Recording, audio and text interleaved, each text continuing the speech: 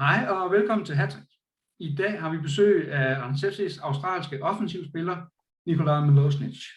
Welcome, Nikola. Thanks, mate. Thanks for having me. It's great you would like to take the time here with us. Of course, mate. Of course. I've seen a few. I've seen a few previews. I've seen a few of your Instagram page. Yeah. And it looks pretty cool. So. Okay, great. Yeah. I hope I didn't offend you pronouncing your last name. No, you did great, mate. You did very good, Milosnic. I've had a few variants back in Australia. It was very tough. Okay. People to pronounce it, but no, that was good, mate. Well done. Okay, perfect. Well, then we can continue the interview. Yes. With no big drama. Yes. Well, Nikola, to start up, I think we should do a little bit of a warm-up. Sure. Yeah, so that's just questions like, how did you get started playing football in the first place? Sure. First, well, I don't know. I think I was quite young when I started playing football. I mean, in Australia, there's all sorts of sports you can play, and the main one is Australian football. But I think my parents were a bit iffy on me playing Australian football. So yeah. And as a European, they obviously like soccer. We call it soccer in Australia. Yeah. And then we just sort of started playing just locally with our team. Is a Serbian. I'm Serbian nationality, so there's a Serbian team in Adelaide. So we sort of just went out there, and then I started, falling in love with the game, and I don't know how old I was, maybe I can't even remember, very young. Yeah. And then fell in love with the game and started playing there, and eventually I ended up here in Denmark. Yeah. Okay. Did you have any idols growing up? Soccer players? Did you have any idols? Yeah, I had heaps. I really liked everyone. I didn't focus on, just one player. I like a lot of players. Growing up, obviously Ronaldo and Messi. Liked them both. Di Maria, loved Di Maria. Kaká. Obviously the Ronaldo from Brazil. Yeah. Just all sorts of players, The real Ronaldo. Yeah, the real Ronaldo, some people say. But I really enjoyed watching it, and it was really good. So it was all offensive players. Yeah, of course. Yeah. I don't. You didn't mention Harry Kewell. I thought Harry Kewell. Yeah, I watched Harry Kewell a bit. Yeah. Harry Kewell, great player. Yeah, for our country. Yeah, former Liverpool player. My friends are now playing, or was playing, under his team in Oldham. Yeah. So that's cool for him. And Harry Kewell. Yeah, it's a big name in Australia, and I'm sure around the world as well. Yeah, you always had to buy him when you played the Championship Manager, it was called back in the day. Yeah. Okay, perfect. Before this interview, Nikola, the viewers of Hattrick had the opportunity to ask you questions. Ah, beautiful. Yeah, and there was a lot of questions. Let's have a look. And I tried to sum it down a bit, because many of the questions were in the same area. Yes. In the same ball field. So I'll try to narrow it down a bit. Perfect. Yeah, but one of the questions, of course, is how it has been for you moving to Denmark, and Anders in particular. How has it been for you? Yeah, it's been okay. It's been a bit out of our comfort zone, especially with all the circumstances around the world at this stage. But for us, it all happened pretty quickly. Obviously, there was a big standstill in football all around the world, and the opportunities that come up, and ones that went away. And I decided to come here to Randers in October, and obviously came here not knowing too much about Denmark. I had a few Danish friends that played with me back in Adelaide. Yeah. And they all had good words about the league and about the club, and especially about the country. So that sort of made it a bit easier. But I always knew that I wanted to come over to Europe and really test myself. And when the opportunity came up, I really had to jump on it. So came here, and when we flew to Copenhagen, and then to Aalborg, and then we drove here. And coming into Randers, I don't know, I know I've said it a few times now, but you know, it's really different to where we're from. The architecture is really nice, and we really love walking around in the streets, especially in the city, and even in the bit this like more out the city. It's really nice, and it's quite different to what we're used to. So we're really enjoying that. I suppose it'd be much different as well if Corona wasn't here and everything was open. Yeah. And sort of normal, but even though we can still see how beautiful the city is and sort of the potential it has when everything goes back to normal. So overall, we're really enjoying it. It's just a bit it sort of feels like a lockdown, but but it is in many ways, it is still a lockdown. But especially the weather, I guess, besides the architecture and so on, and the weather is very different, I guess. Yeah, it is. Well, we're coming out of winter in Australia, which is nowhere near the winter here. Coming here, obviously, we came here wanting to see snow, and when we first got here, we were a few of the boys and people from the club saying that they haven't had snow here in like 2 years. So we were a bit like, oh, you know. Yeah. But then it was like 3 weeks ago, it was just snowing, and we were really enjoying it. Yeah, okay. It's really nice to see, but it's a different story when you got to train in it. You know, it gets cold. But yeah, love the snow. But yeah, really looking forward to see what it's like in spring and come summer. So yeah. Well, it's great if you ask me. Yeah, I've heard. But how has it been meeting? Of course, because of the COVID-19 situation, it's different than normal day. But how has it been meeting people in Randers and the people around the club and so on? Has it? Yeah, they're fantastic. People around the club, the boys in the team, they've all been so welcoming. Especially when I first came, I didn't know anyone, and they were so good, like just so welcoming, made me feel part of the team, and I couldn't have asked for a better transition. So yeah, from 10 out of 10 from the boys and then the people at the club. Danish people in general are all very nice. They all speak English, which is very good. It helps us a lot, especially when we go in grocery stores. Yeah. And we don't know where things are. Asking, everyone's so friendly. But yeah, it's really nice, and we live here near the city. It's like a little complex, and everyone in the complex is so nice.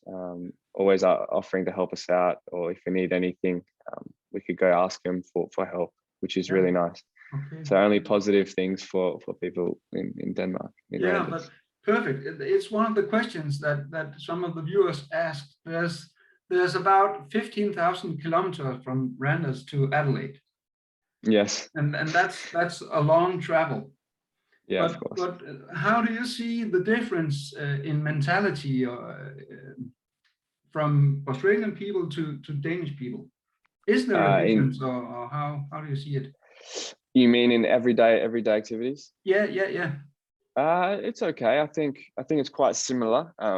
People here seem very happy.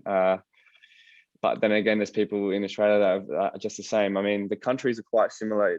It's hard to compare. Yeah. Is it your experience that the people are welcoming and of course, with open arms? Yeah. Yes, of course. Everyone was welcoming, and like I said, everyone just wants to help, wants to do their best for you, and to their ability to help you and make you fit in, make you feel welcome. But I don't know, have you ever been to Australia before? No, sadly, I haven't. So it's quite similar in Australia. If you come as a foreigner, especially in a soccer team, everyone gets around you, helps you. It's similar. It's similar to how I was transitioned here. So you know, it's good in both countries in terms of welcoming and people in our own country. So. Yeah. Okay. So the time you needed to adapt to living in Denmark, has it been shorter than you expected, or was it exactly how you expected it to be? I think it could have been a bit longer. I mean, I came here obviously wanting to play football, so that was a given. So I knew I had training and stuff. I knew I had everything, but just the Corona, it's not specifically Denmark. I mean, anywhere, I think anywhere where anyone goes, the whole Corona is just it's just crazy. No one's ever experienced this before, and living your normal life has changed. I don't think anyone is living a normal life at the moment. So that is sort of, it tests people. I mean, always trying to stay inside. And I don't know if you know, but obviously, I had coronavirus. So when I had this, it sort of trapped us inside in our house. And now every time we go somewhere, you always want to be cautious of what you do and what you touch and where you go. You always need to limit yourself from going places to not get corona, because that will obviously ultimately affect the team and what you came here to do. So that's obviously stressful. But that's the only really thing I think that was the main contributor to transitioning here in Denmark. Yeah, okay. But has it been possible at all for you living a normal life when you're off work, when your training sessions are done and so on? Yeah, of course. We go for walks here in Randers. We go down to the Blue Bridge, across the bridge, along the river. Yeah. It's a nice walk, nice scenery. We go for drives. I think, when was it? We had the winter break. We went and did some things. We went to I forgot the name of it now, but the castle on the cliff on the sand.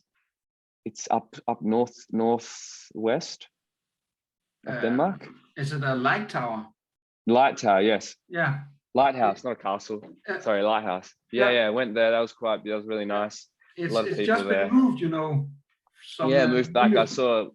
Yeah. We saw the bricks. It's cool.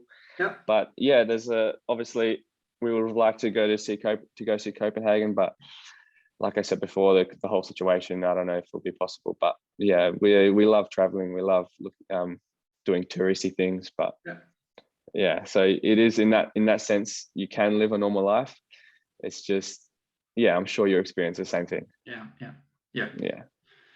Well, okay, but it's great to hear that you feel welcome and so on. Thank you. Yes, it is good.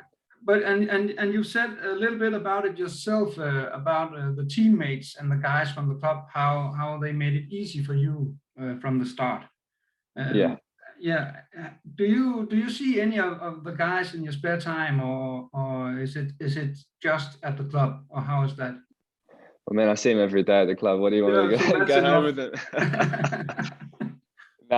Well, everything is limited now. You can't do things. You can't go get coffees. You can't do a lot. No.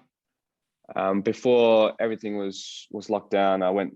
Had a few dinners with some of the players and their partners. But I mean, it's very limited the things we can do now. And I mean, the things at training, we're with each other for 3 hours a day.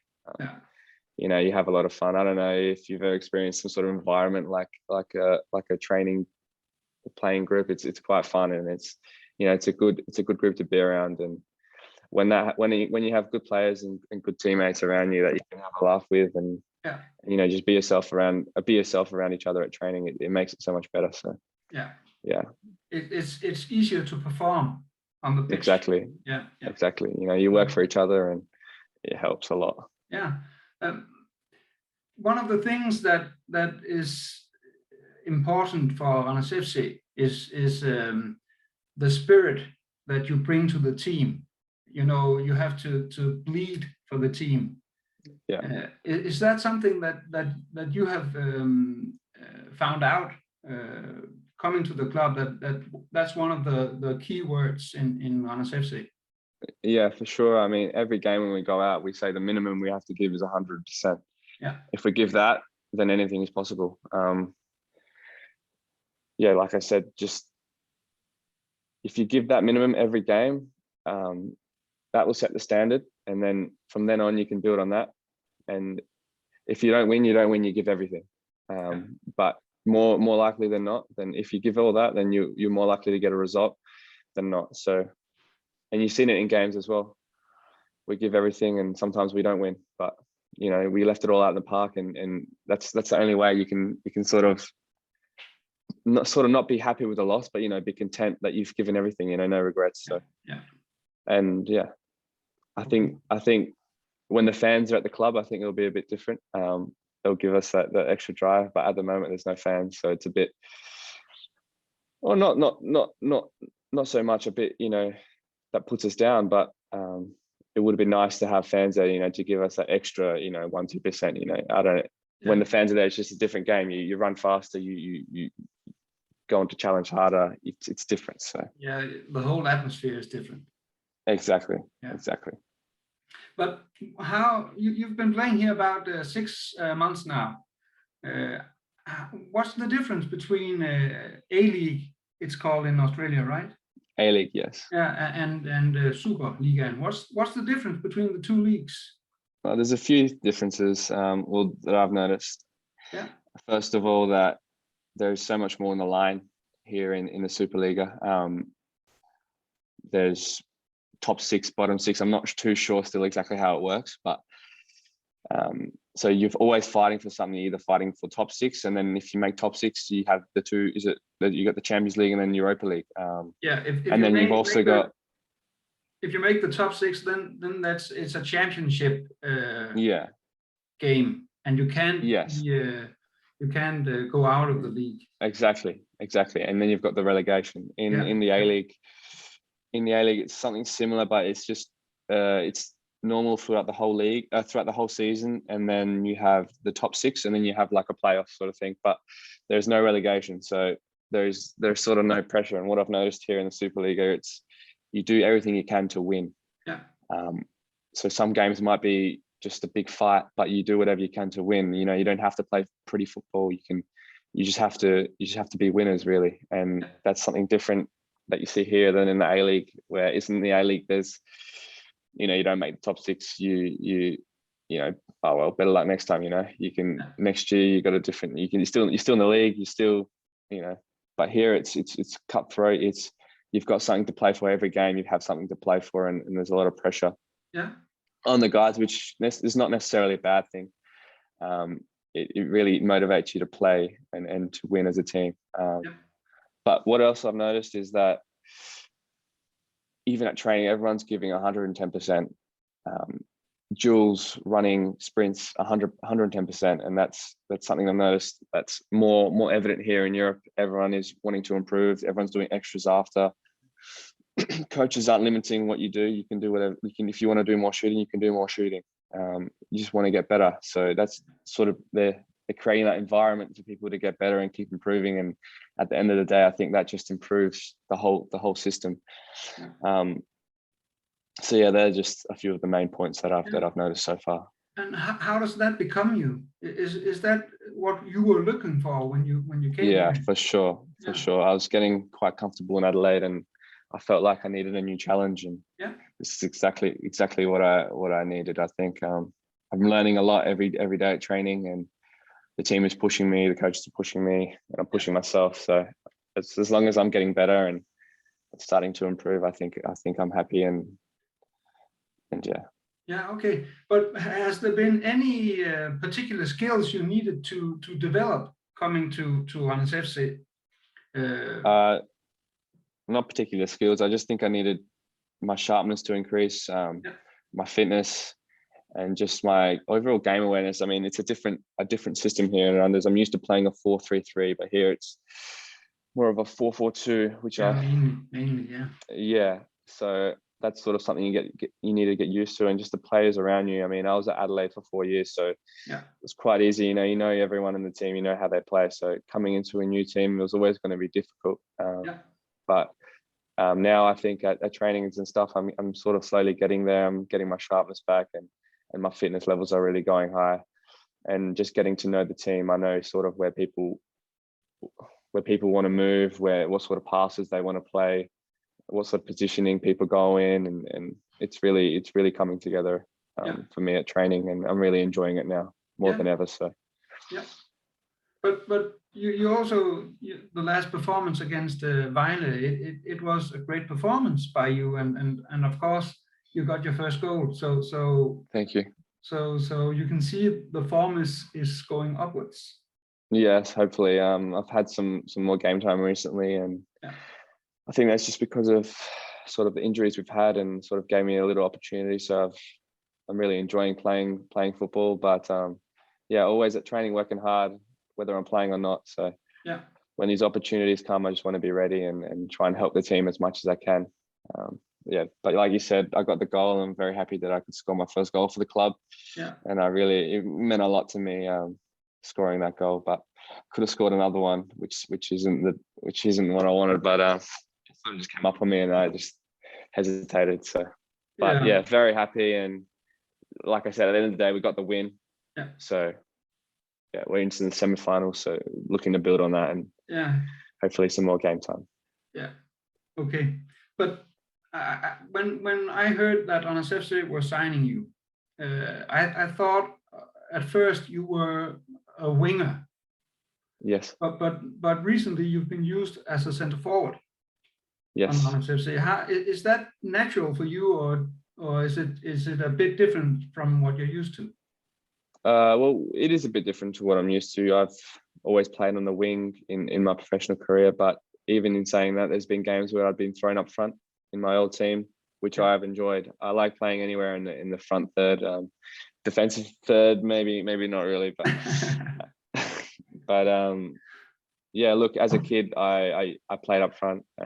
It's not something that I've never done before, but I mean, wherever I can help the team, we have a strong squad, so game time is always going to be limited, but wherever the coach throws me in, I'll always do my best. And I think the other day it was quite nice playing up front and having all these like Greve and Tossen and Vitor, all these technical players around the front third. It's nice, and Lassie, it's really good to play with our team. And the more I play, the more I get to know them, and the easier it becomes, I guess. Yeah, okay. Well, that's perfect. What was your ambition as a player? What did you want to develop as a player? Well, always as a player, even back in Australia, I wanted to play at the highest level I could.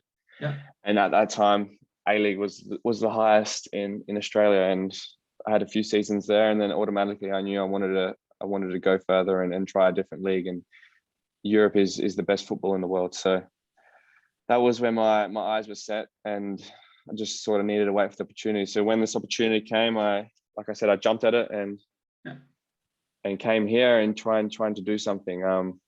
I guess the main things that I was trying to do is obviously score goals and get some assists and just play some good footy. And I felt like Randers was the right club to do it in. And yeah, I came here and sort of trying to build some sort of momentum and some sort of form. So hopefully I can, help the team as much as I can, score some goals, and who knows where the football career can take you. It changes a lot. So yeah, but that's leads me to the next question, because the contract you signed with Randers was a quite short one. It's from October when you signed, November, October. When was it? October. Yeah, October. And it goes on to this summer, 21. Yes. Yeah. Yes. Has that put any pressure on you to perform at once, or how do you see it? Yeah, of course. I mean, it's such a short amount of time. I knew it was going to be short, and I knew I'd have to sort of try and make my form and my performances be good as soon as possible. But I mean, it's been slow. It's been a slow build up, I guess, of even getting game time. But when I first signed the contract, I knew all this. I knew what was at stake and what I wanted, to be fair. Coming here, I needed to show, and that's what I'll be trying to do, just trying to show, and hopefully I can do enough. And not even in saying that, I'm not even worried about contracts or anything. I just want to help the team as much as I can. And if I do that, I'll score goals, and that's football. Something will come up. I hope it's here in Randers, but if it's not, it's fine. I came here and I did as best as I can. So okay, so you're just here to seize the opportunity. Exactly. Yeah. For me, that would be a lot of pressure to perform under, knowing that there was this short span of time to show your potential. For sure. How do you cope with that pressure? It's hard. You can't. There's no real mechanism of coping with that pressure. I mean, when I came here, I don't know if you know, but in July last year, I had an operation on my foot, and then the season ended. so we had the Corona break, and then I had the operation, and then our season continued. But I played one game of the continued season, and then I decided to stop and just do this small procedure on my foot. And then as I was coming back, that's when I had the opportunity came up with Randers, and I came here. So I was a bit out of match fitness. Yeah. So it was always going to take me a little bit of time to get everything back. My touch, technique, fitness, just match fitness in general is very hard to get. No matter how much you run by yourself, you can't replace that with actually playing games. So that was always going to be a slow start, and I knew that, and my agent knew that. So coming in here, I sort of had to, as much as I wanted to make a big impression at the start, I knew I had to take my time and sort of build it slowly, and that did take quite a bit of a mental toll, because automatically, like you said, it's such a short contract, so there's quite a bit of pressure. But all you got to do in the back of your head, you just got to keep working on those small things and just building every day, and that's sort of what I've been trying to do. And I think I'm at a level now that I'm not comfortable at training, but my fitness is really helping me, and my sharpness is improving. Well, I felt it has improved over the last month a whole lot. So that's really going to help me in training and in terms of games as well. So I guess in terms of pressure, all you can do is really just try and be in the moment and work on the small things, because they'll eventually come out and help you in the end. So yeah, but how do you keep that? How do you keep that confidence that things will work out in the end when things perhaps aren't going as well as you would like? You just gotta. I think it's just mentally. You have to believe, and I mean, once you have your mindset on something, for me anyway, I know I'll get there. So at the end of the day, you just gotta. If you don't believe, then there's no point in doing anything really. So that's what it is. It's just all in. Yeah, and confidence will come. Yeah. Confidence will come in trainings and in games. The more I play, the more I'll get, and yeah. Okay, some of the viewers of Hat-Trick did actually ask that question. Would you be interested in renewing your contract with Randers if Randers comes with an offer for you? Sure, I think this is such a big opportunity with me. And when I came to Europe, I didn't think I was gonna. My intentions were not to go back, to leave Europe, not go back to Australia, but just to leave Europe 9 months later. So. Definitely will be interested, but I just need to work for it. I need to impress. So that's the main thing at the moment. Yeah, time will show. Yeah. How it goes. Yeah. Okay. In the next round of the Superliga, you're gonna meet AGF, and it will be, as I see it, it will be your first match with Randers FC against AGF. Is that right? Yes, we had a little friendly. Our first official, we had a little friendly with them a few months ago, maybe last month. Yeah. Just the reserve team. So that was my first derby. Yeah, and you scored there, didn't you? Yeah. So I'm 1-0 with the derbies, 1-0. So. Yeah, perfect. And you have to keep that record, you know. Yeah. But has the guys been telling you about the importance of that match, not only because of the league, but also because it's a derby? Yes, of course. Yes, we know it's the closest. Well, I know. Sorry, it's the closest team to Randers. Yeah. In terms of distance, but yeah, they've said that it's a derby, and that I think that they find it hard to play us in derbies. Is that right? Yeah, it's been like that for the last many games. They haven't won. Yeah. Yes. So I'm not.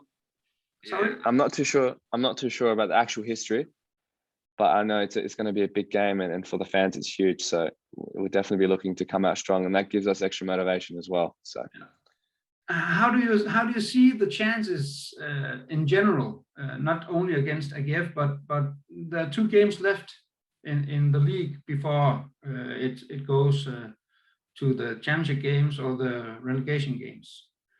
How do you see Randers FC's chances of ending in the top 6?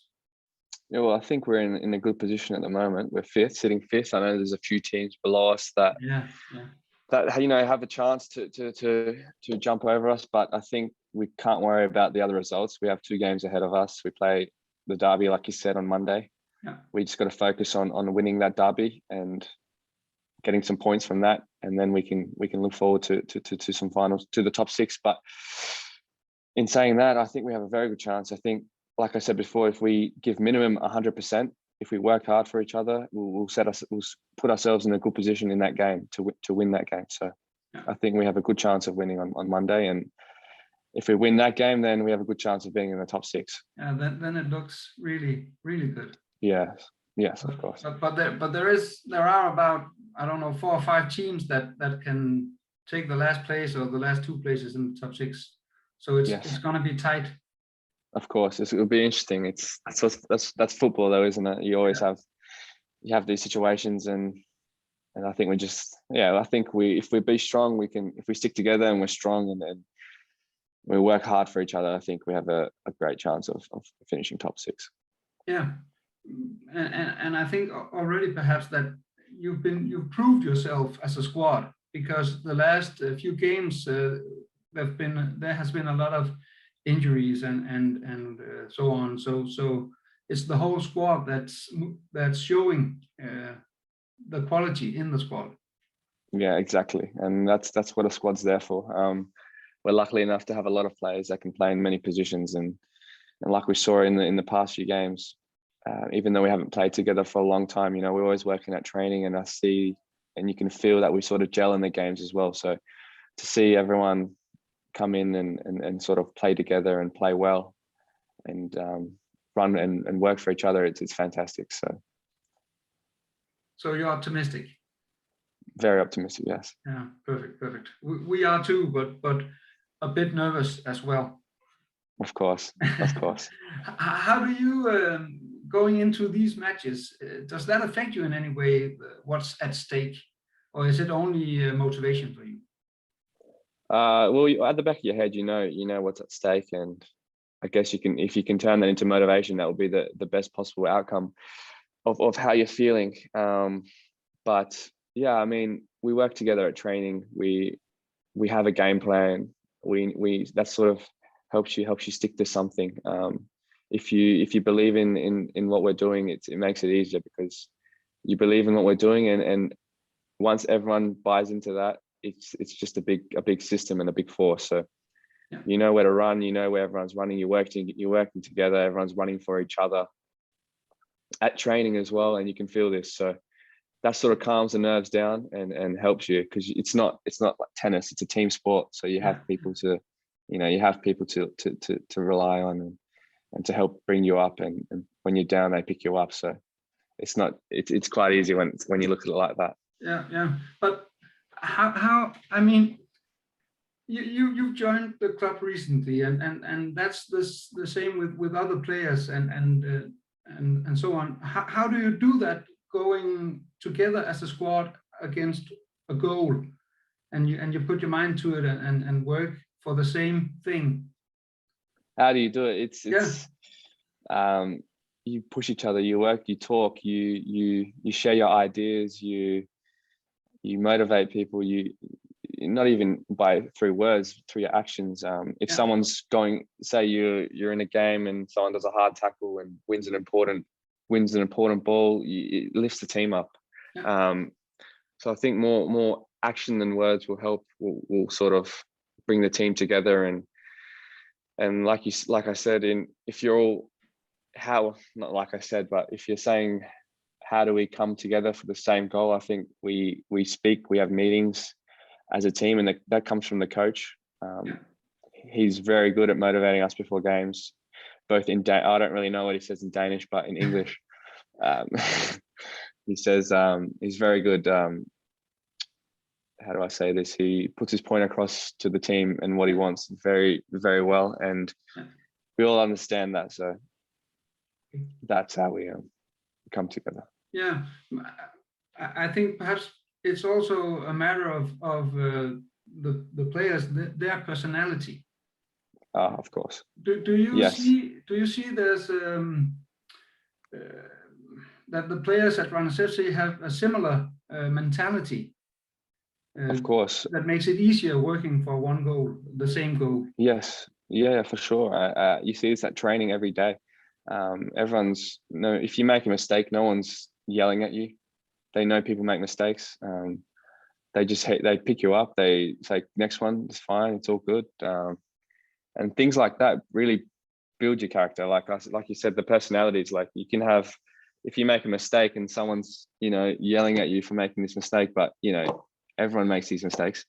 It brings you down, but not in this team. I mean, if you make a mistake, people lifting you up, they're saying next one, it's fine. And that really, especially in a game, it brings your mood, your, like, I don't know how to say it, your emotion, like, because football is an emotional game. Yeah. So if you're having people saying it's okay, you keep asking for the ball, you want the ball, and it really helps, and that sort of gels the team as well. Yeah. And that, like you said, comes out with the personality of the boys, and that stems back to when I first came. Everyone was just so welcoming. So perfect. That's sort of the sort of group we have. Yeah, but I could imagine that also as a professional footballer, you also want to always push yourself to the next level.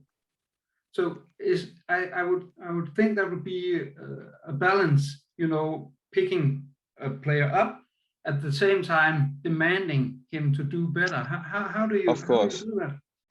Of course. That's just stems back to what I was saying before.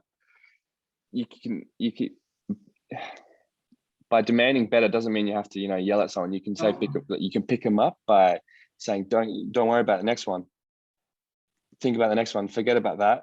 Yeah. And move on to the next one. So that's sort of that demands more, because he wants you to keep coming for the ball. He wants you to keep making those mistakes. If you don't come for the ball, you'll never. If you just seclude yourself from the game after you've made a mistake, then you will never come in the game again. You'll never get a ball. You never shoot. You lose your confidence.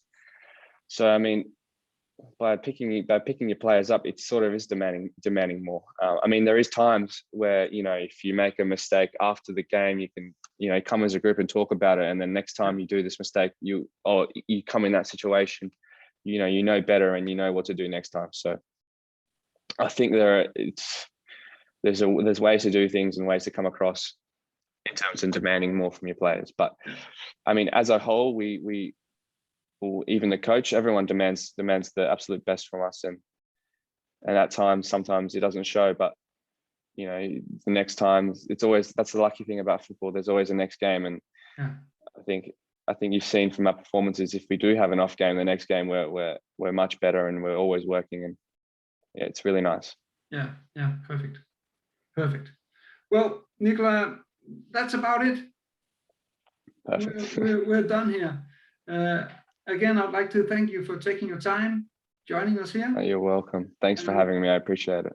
Perfect. And I wish you the best of luck for the remaining 2 games and the semifinals in the Pokalturnering. Thank you. Thanks a lot. Perfect. I'll just say goodbye to the viewers, and then we can round off afterwards. Sure. Perfekt. Det var det for Hattrick. Jeg håber, I ser med igen næste gang, når vi har en ny spiller på besøg. Hej hej.